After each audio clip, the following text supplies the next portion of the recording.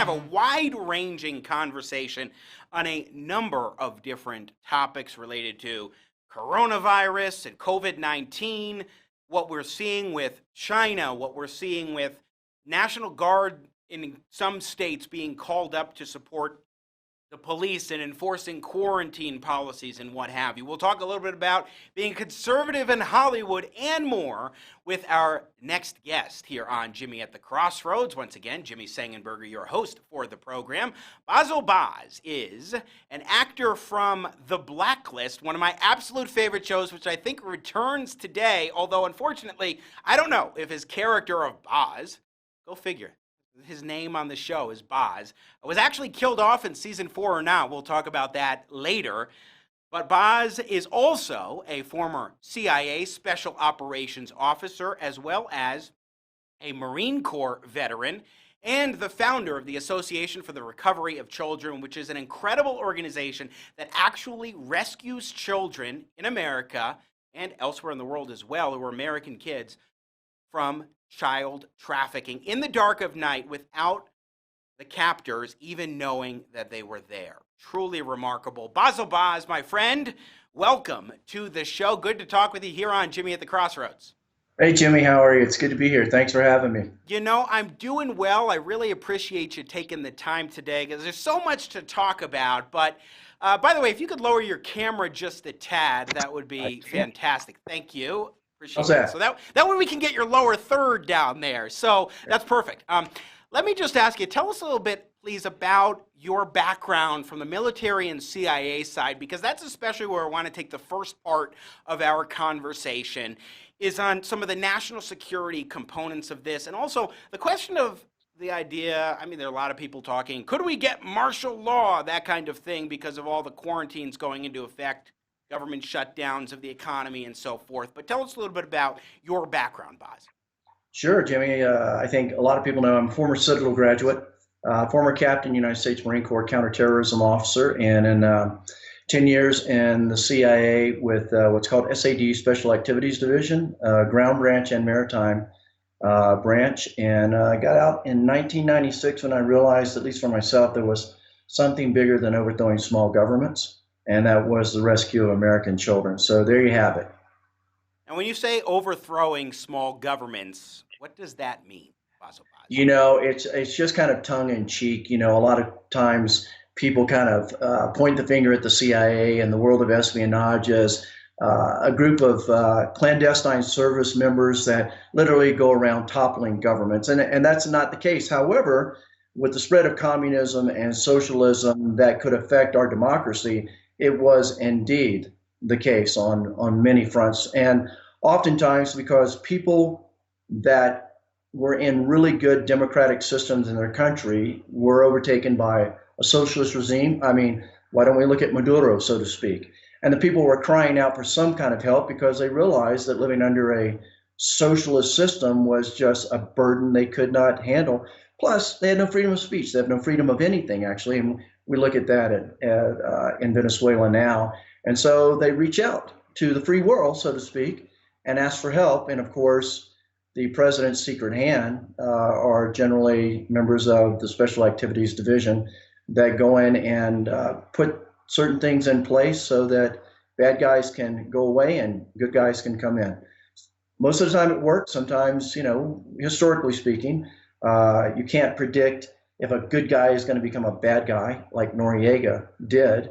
But overall, I think that the agency and the U.S. government has a pretty fair history of doing a lot of great things for a lot of people that are very grateful for getting their freedom back. Let's put on your counterintelligence hat for a moment in this regard, Bazzel Baz, and that is, so China, that's the place where we saw coronavirus, this novel coronavirus, COVID-19, begin in Wuhan, China.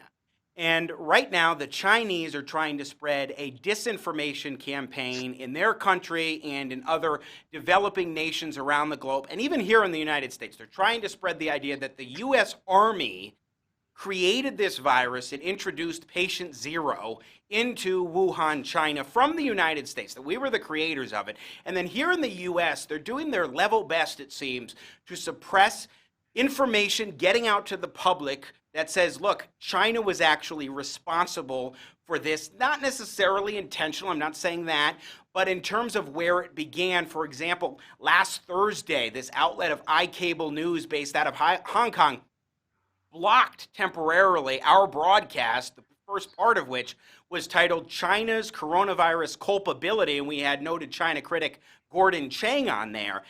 And it was blocked for a few hours, and I went through all this rigmarole of disputes. 2 other times that same outlet tried to block our videos. Thankfully, Facebook responded very quickly, the second time and the third time in getting it back up there. But nevertheless, it seems that they're doing what they can to suppress that kind of information getting out there. And then you have the media that's saying, hey, you shouldn't talk about this. In fact, let's go to cut 7 here. This is on CNN. Peter Navarro, who's the top trade advisor, he specifically brings up China in this regard. And for context, let's play this clip, and then I'll ask you my question, Baz. Okay. This is the crisis of our lives. You will never experience anything like this again in your lifetime. And we need, as a people, to band together and work with this in a unified way, above party, above partisan politics, above ideology, and just solve this problem together. And if we get on TV and it gets sensationalized, you stir people up, it just leads to bad things. That's my point. We are working as hard as we possibly can with the full force of government and the full force of private enterprise, and that's the best we can do right now. We all as a country got dealt a bad hand by China. Peter, that is just a waste of time to say that. I'm going to leave it there, Peter Navarro. No, hang on. We're just trying to get our hands around Peter Navarro. Why is that's that a waste We're out of time to say that? We're out of time, and that's just okay. That's ridiculous. Good to talk Peter with Navarro, you. I'll come thank back you so anytime. much. Peter Navarro from the Trump administration. Now, I don't know if that was an appropriate context to bring it up, but you do have the media trying to say consistently, this is irrelevant, don't talk about it, but it's not irrelevant to China, Baz. Tell us what you make of this discussion, and if you think it is important to at least acknowledge where it began, especially because the Chinese are trying to say something false. Yeah, Jimmy, thank you. I'm a former NBC officer, which stands for Nuclear, Biological, and Chemical Warfare Officer out of the Marine Corps. So I'm not the best expert on it, but I do have a little bit of knowledge. And then coming out of the intelligence community, I think I could shed a little bit of light on a few things with regard to not only those comments, but where we are. I think because we have had an economic alliance to some degree and strongly flourishing more under the Clinton administration than any other time. I mean, if I'm not mistaken, there was a time where actually Bill Clinton wanted to actually sell the Port of Los Angeles to the Chinese, and that was stopped. And it was such a mystery to a lot of people. Why would you do that? Particularly if we study the history of the Chinese, we understand that they're not the good guys. I know there's a lot of people like want to be, we are the world and we're all kumbaya, but that's not the case. And so when we look at the Chinese in the market, or the economic market, we've gained this familiarity with them, and we've mistaken that for friendship. And that's absolutely not the case. From the intelligence community, the Chinese are still the enemy, very much so. And so the question is, are they capable of somehow creating problems economically, military-wise, and the list goes on and on and on. If you take a look at the expansion of China in North Africa and literally the raping of the earth there, they will stop at nothing. So when we look at this and this growth of power, and by the way, if I may say this, is that most people see Beijing or they see Hong Kong and they see all the beautiful buildings and all the beautiful lights, but they don't get to see the rest of the China that's sitting in poverty right now, okay? So their system of government is very oppressive to its own people. I mean, we disregard the lives that are lost in China by the Chinese government the abortion issues, the murder issues. The list of Uyghur Muslims in concentration camps right now, legitimate concentration camps. Yeah, exactly. All of it. Muslims, Christians, whatever it may be. I mean, they're persecuted. So, but because we have an economic alliance, so to speak, around the world, and we can There are people that make a lot of money by using China as an ally, so to speak. We kind of look the other way. So all of a sudden now we have this coronavirus that was generated out of China, and we know that. We absolutely know that. We ask the question, is this biological warfare of some sort? Did they launch it intentionally? Or were there other alliances, global alliances, that for whatever reason, particularly now with a Trump administration that is really digging underneath a lot of dirt to expose things and people like the deep state, were they complicit in the spread of this? So without getting into like some conspiracy theory, all I'm saying is this, is that there are people that want China to thrive still. There are people that don't want to point the finger at China because guess what? They have investments in China. They have alliances in China. So when I see things like the interview with Navarro and I basically see CNN and cut him off, then it makes me question what they're really after. They want him to say what they want him to say, and he didn't say what they wanted him to say. He basically told the truth. And so it is a time where, and I'll be honest with you, where in the United States, and I highly disagree with, even though it seems to be a global issue, this is not a moment for opportunists to come in and go, let's establish a global government, a global task force to handle this. Here's my recommendation. It's affecting the United States. Bite off as much as you can chew in the United States. Let's handle our ground first, whether we have to contain, quarantine, whatever. Let's get our country safe before we try to go out and resurrect the entire world. Because if we try to do that, then what that actually means is the president and this administration are relinquishing their power to somebody else in the world. And quite honestly, the rest of the world doesn't necessarily think like us.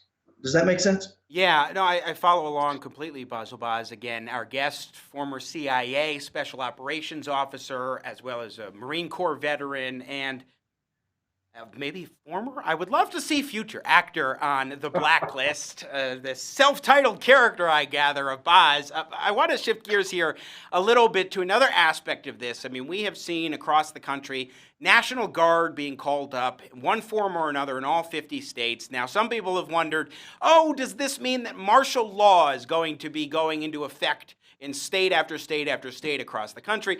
It seems that there are a number of different things in reality that the National Guard may be up to in different communities around the country, could be providing, as is the case in some areas, support for police who are very burdened right now because they've got to enforce these quarantines while also addressing criminal matters and so forth as normal. But then also there are different supportive roles that the National Guard can play. What do you make of those call-ups of the National Guard by governors in various states at this point in time? If we stop and think about all the times we've had some natural disaster, whether it was Katrina or an earthquake or a tornado in Oklahoma, the National Guard have always been called up. They're always called up. So that's now the media. A lot of the media is actually fueling the fire and creating a lot of I think not only mystery around this, but actually taking a bedtime story and making it into a full feature-length movie. We just have to stop and realize that's what the National Guard do. They've always done that. So before we get too far ahead of ourselves, we just look back and go, wow, I'm glad the National Guard's there. Now, with that said, we generally establish martial law when we know that we don't have enough National Guard, we don't have enough law enforcement to actually curtail criminal activity. So for example, the country is in a state of turmoil, and now all of a sudden you have rioting and people killing people and all kinds of stuff like that. And so you establish martial law you establish a curfew to keep people off the streets, to monitor that, and to help that. And in many cases, if the members or the people of that state don't have their act together and they're not helping each other, then what you can have is cause what you and I have discussed before. It's not civil war, but it's a civil disturbances, so to speak. And I think, sure. A civil unrest. Yeah, Jimmy, thank you. So we just monitor it from the 14,000-foot level and watch it kind of unfold to see how we take the next step. Now, there are some things that you have to be concerned back about when it comes to martial law, and that is once all of this has gotten better, if all of a sudden martial law is still in place, you better question it. There's no more coronavirus, but wait, I still have the governor is still using stuff. And then there's other things we talk about opportunists. And I'll kind of go into a really kind of a fun thing here. If we were going to use the blacklist, and I'm probably going to write. Yes, please. Take us into a fantasy world for a We're moment. going to take it in a fantasy world, right? So I'm not saying this is happening, but if we were going to write an episode, it would go something like this. There's the coronavirus. Now you have a governor of a certain state. And the first thing the governor of the state says is, well, he starts criticizing the president of the United States and says, where's the leader of the free world and why wasn't he prepared? Well, of course, you would have somebody in the script who would look back at the governors and say, well, you know what? What's your excuse for not being prepared at the state level? And then, of course, then you would have the governor who, if he was part of the cabal, right, he would be saying, wow, this is a great opportunity for us to have the first socialist state. So here's what we're going to do. I'm going to take all these inmates in prison who should be contained in prison because that's quarantine right there, and I'm going to let them out. And now they're going to go out on the streets, and these are going to be criminals, kind of like a good Batman movie, right? These are all criminals that don't have jobs, and they can't get jobs, and they're going to have to eat. You know what they're going to do? They're going to go rob, and they're going to kill, and they're going to steal. And now crime's going to grow so fast, exponentially, that I'm going to have an excuse for bringing in martial law. Now I bring in martial law, and the next thing you know, we have 1 state, 2 states, 3 states within the United States that are now socialist, mafioso, cabal controlled, and now the federal government they're really got their hands full in the episode. And now what do they have to do? The federal government has to launch the military to go against the bad guys in that state. And then you know what you get? You get civil war. So what would Red Reddington do? Red Reddington would probably hunt down all the bad guys, whether it was the bad governor or the bad contacts of the cabal. And of course, you know what Red would do? He would eliminate all of them, of course. That would make a really cool episode. Oh, no, it would. In fact, he'd probably be warning the task force and saying, hey, guys, this governor is ready to go rogue and get his National Guard moving in these ways and do this and do that, and they'll try as hard as they can to thwart the operation before it happens. Exactly. And, Red always does this great thing where he all of a sudden starts peeling the onion off, and we get to see who's tied to who. The governor is tied to some globalist, and the globalist is funding, the bad guys in the Department of Homeland Security that were put in place by 3 administrations prior to. And, we get to see it all unravel, and we get to say, whoa, it's deep, it's dark, it's 4 layers down. How are we going to save the day? That's a Red Reddington moment. The best part of this episode, though, is when Red discovers that Baz is actually alive. And oh my gosh, there he is, ready to help carry out this operation. Bazzel Baz joining us. His character, Baz, was on the Blacklist as the head paramilitary guy from seasons 1 through 4. And if you haven't seen the Blacklist, by the way, it's back, I think, tonight. You should definitely check it out, although it's pretty late to get into the show. But it's such a good one. He's also a former CIA Special Operations Officer, as well as a military Marine Corps veteran, and heads up and founded the Association for the Recovery of Children.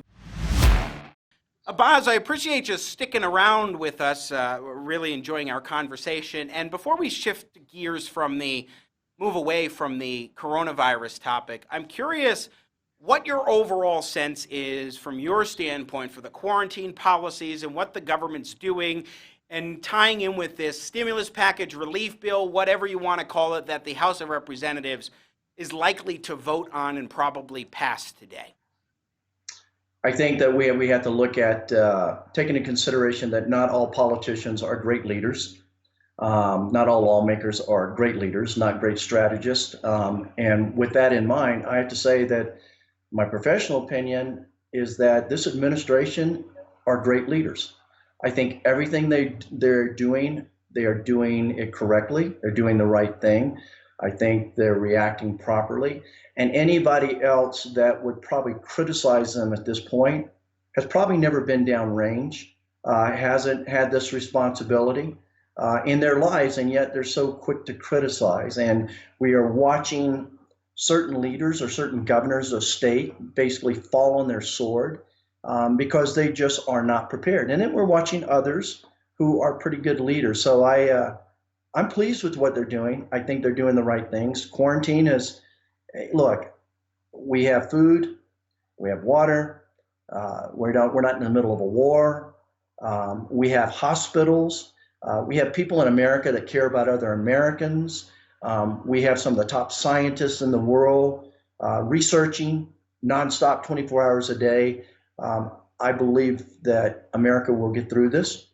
I often say this to a lot of people, and I think I posted it recently, in that anytime we were downrange, Jimmy, it was never safe. So we didn't teach people to be safe. We taught them to be brave.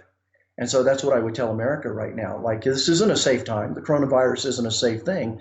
So don't worry about trying to teach your people to be safe. Teach them to be brave.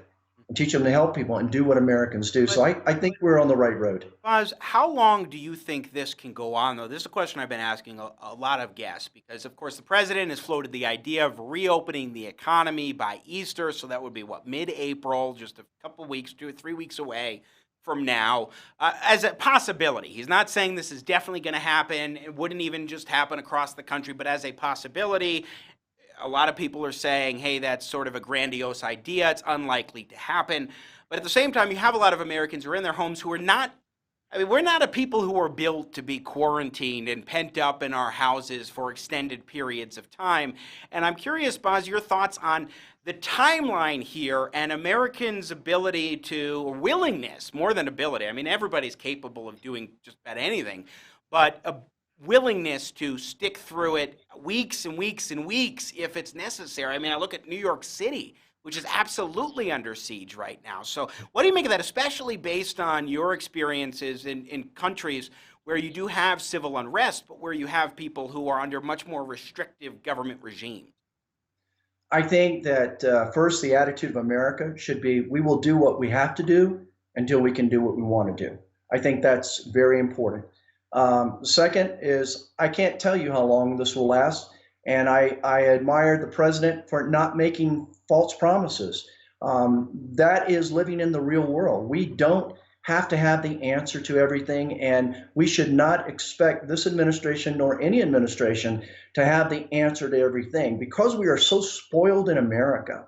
We live in such an instantaneous gratification society that we don't live in the real world. We don't live like, most Americans have never traveled to a third world country. Most Americans have never been downrange in the middle of war. So they don't really know what it's like to live in total devastation. You know, we have it so easy here. So I think that we have to realize that, not realize. I think if we're going to survive it, we better live in the real world, and we better quit griping and moaning and acting like a bunch of little babies about it, and realize that there are things that happen in the world that are not TV things, they're real things, and we deal with it the best way we can with the tools we have at the moment.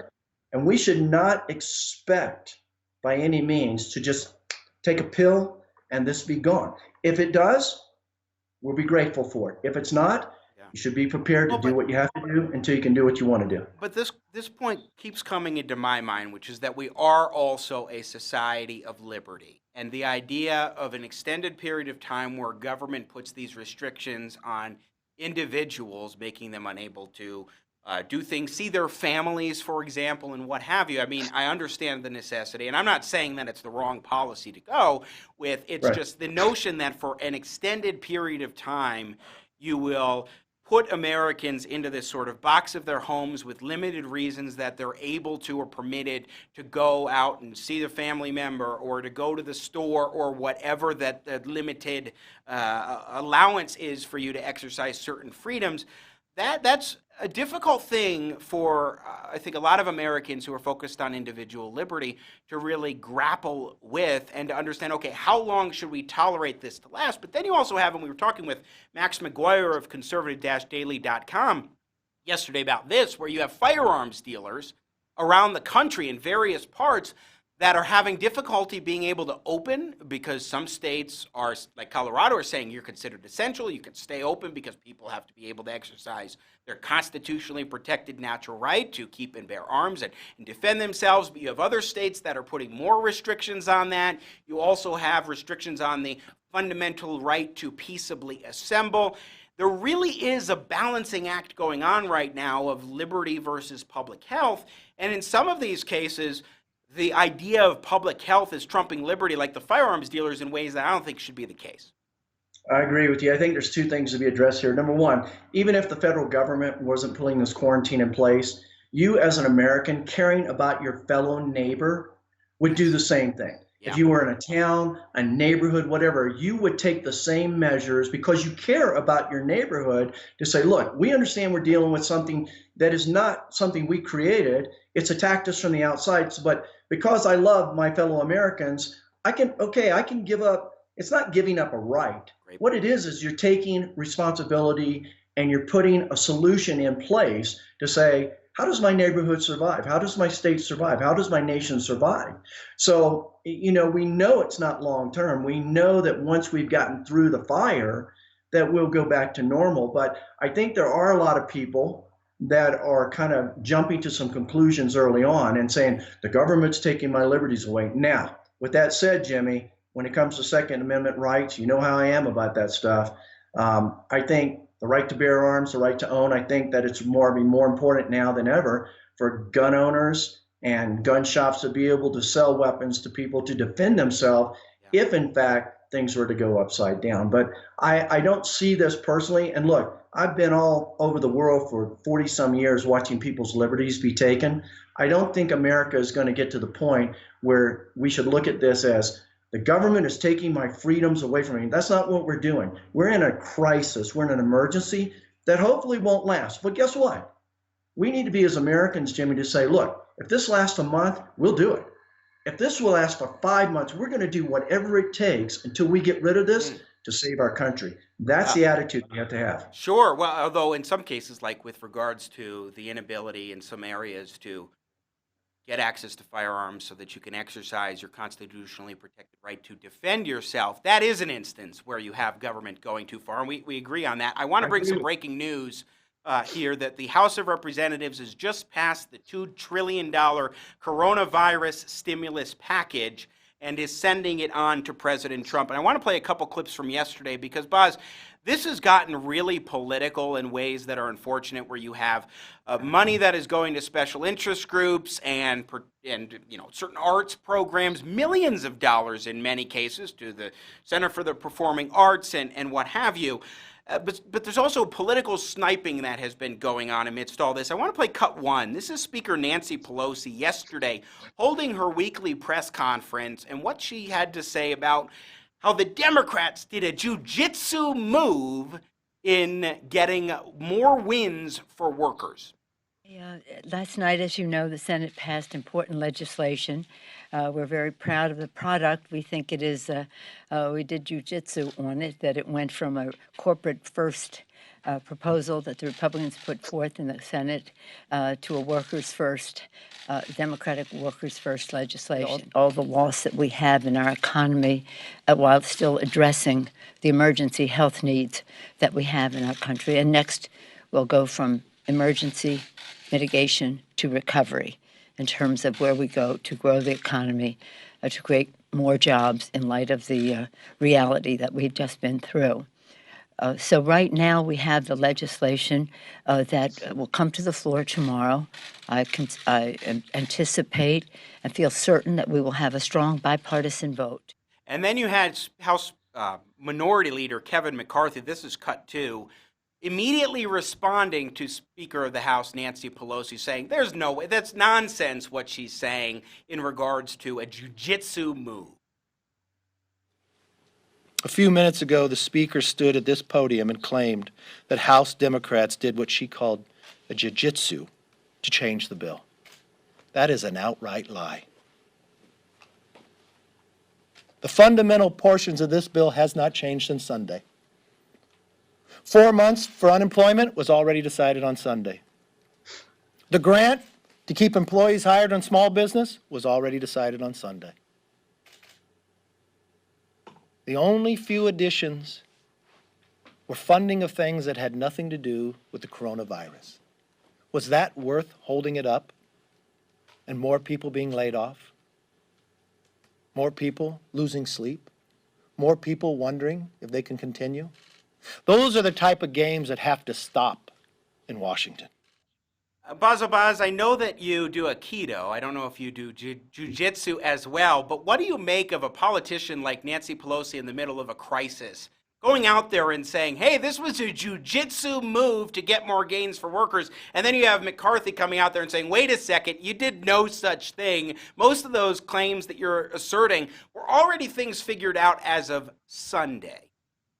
Yeah, I called Washington. As you know, I have some pretty good contacts in Washington. I called, and McCarthy is exactly right. And I'll tell you what I believe occurred. When Nancy Pelosi, and by the way, I'm going to tell America this, I wouldn't believe a word that comes out of her mouth, and I don't trust the Socialist Democratic Party any longer. They are filled full of lies. Look at what they constantly get caught in lies. It has become such a nasty habit to them that they actually are legends in their own mind. They actually believe their own truths. And what I believe happened was after they tried to sneak all these other things in, they got caught. And the American public saw them get caught and they got embarrassed. And so they tried to backpedal. And what you see her doing right there is exactly that. The same thing they always try to do. They try to take credit. They try to not take responsibilities for their lies. And quite honestly, it's not only infuriating, it's disgusting that we would have a situation like we are right now, the president and the staff basically trying to help American people.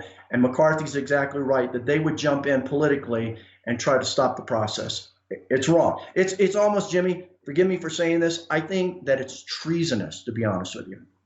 I don't think I would go to that level of treasonous, but what do you make of the Democrats who say, and the media who say, well, Donald Trump, they would push back and say, actually, Donald Trump is the liar who's constantly saying things that are not true, that are demonstrably false. In some cases, it is the case that he's saying things that are not accurate, and also he's an exaggerator. That's the number one thing that he does. He hyperbolizes a heck of a lot. It's really the way that he's done business, I think, and has been conducting business as president of the United States in terms of exaggerating things from time to time. But what about that response, the rebuttal that you would likely hear from someone in the media or the Democrats?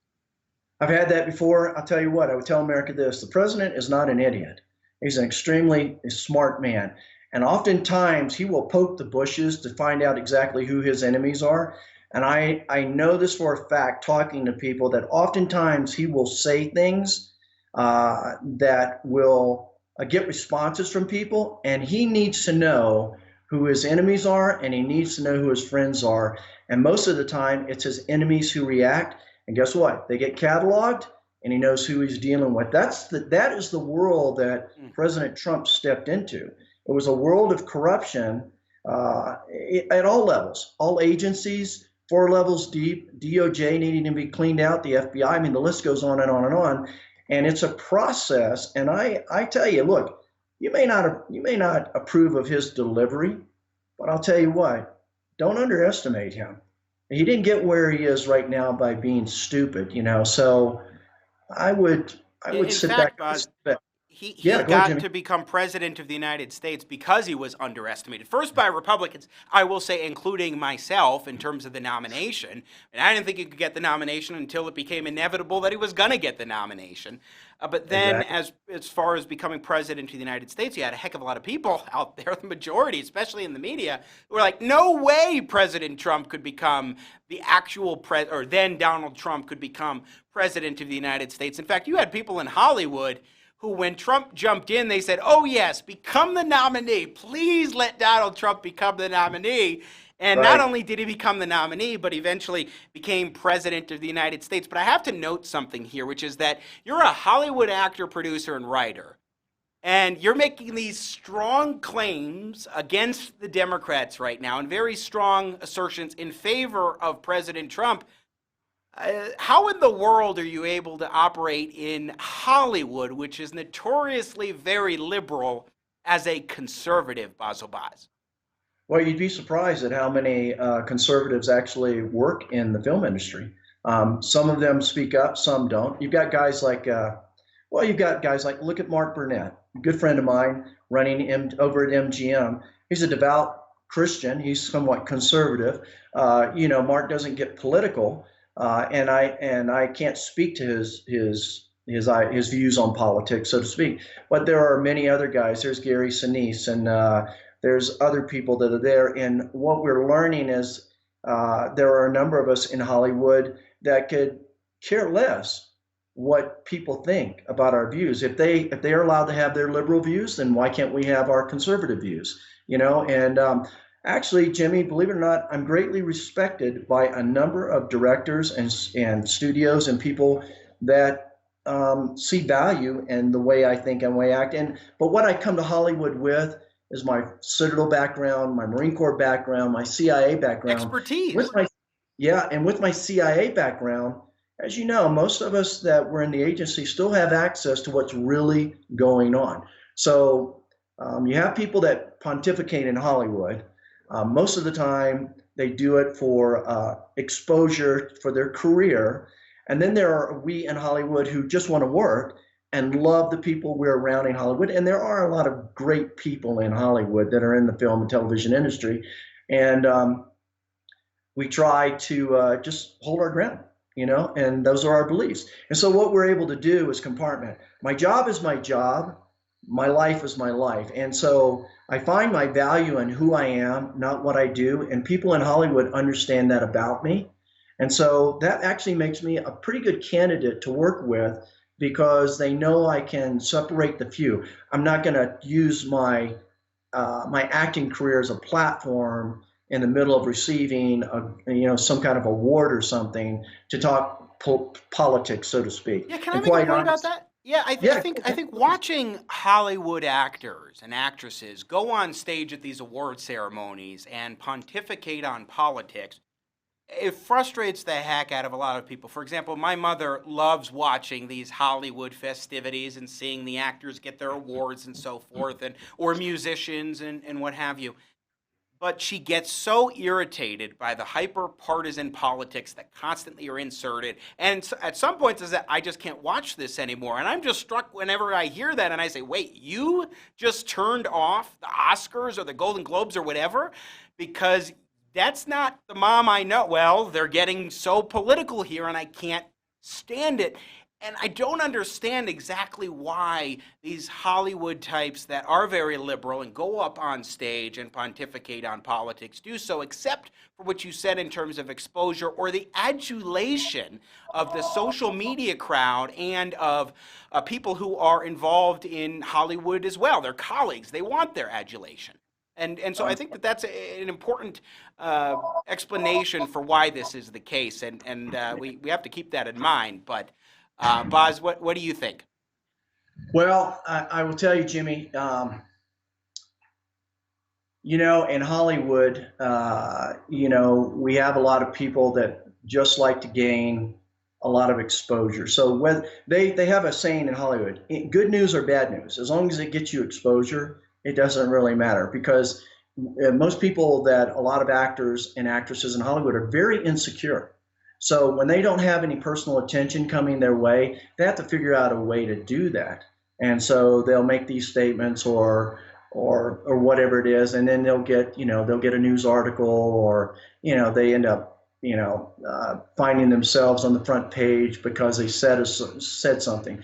There are very few people in Hollywood that can speak to both sides of the fence. I can speak a little bit to my career in Hollywood, and I can speak a little bit to the intelligence community. I think in Hollywood, what we have to remember is that it's called the entertainment industry.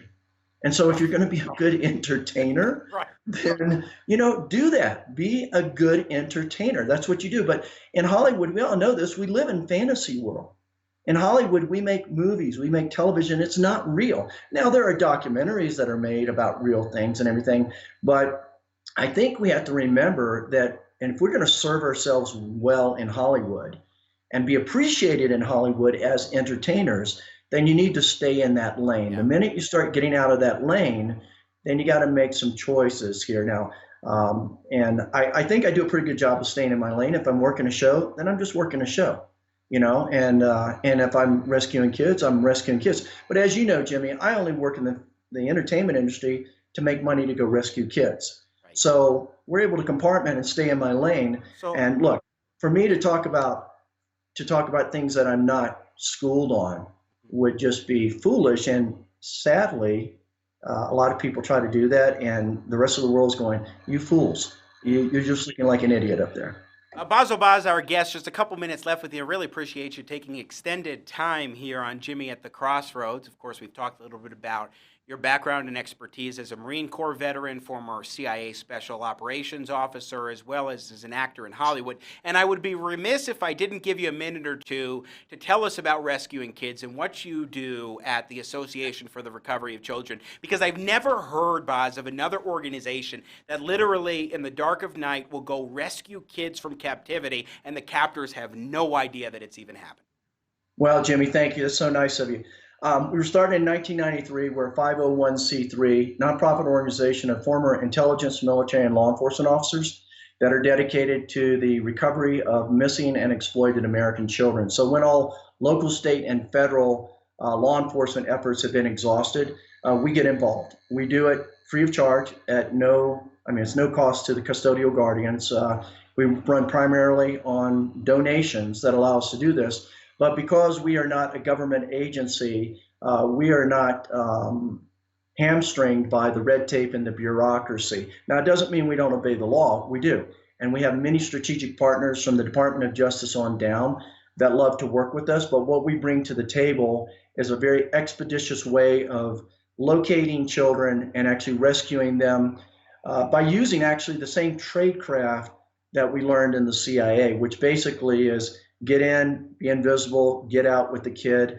We're not there to arrest the perpetrator. That's law enforcement's job, and we will turn them over to law enforcement. And so that's kind of what we do. We are based in the central part of the United States, of course, here in Colorado, and we go all over the globe wherever American children may be abducted or sexually exploited or missing, so to speak. And the website? We do, www.recoveryofchildren.org. It's incredible what you and your colleagues are doing, the Association for the Recovery of Children. And I always appreciate your fascinating insights, especially from a background. I mean, you were talking about how you have expertise that you bring, particularly for certain roles or certain types of productions from the behind-the-scenes side, as someone who was in the CIA and the Special Ops side, as well as the Marine Corps, and was in all sorts of different countries. So that helps explain why your character, Baz, is an appropriate one in the Blacklist, and I hope they bring him back and that he's not actually dead, as we see so many different characters that somehow miraculously are alive still. But Baz, again, appreciate your insights, your expertise, your friendship, and thank you so much for taking this extended period of time to join us today on Jimmy at the Crossroads. Stay safe and healthy, my friend. Final word for us. Thank you, Jimmy. We love your show. Thank you for having me on here. God bless you guys. Simplify. You as well, my friend. Be well. Again, Bazzel Baz joining us here on Jimmy at the Crossroads.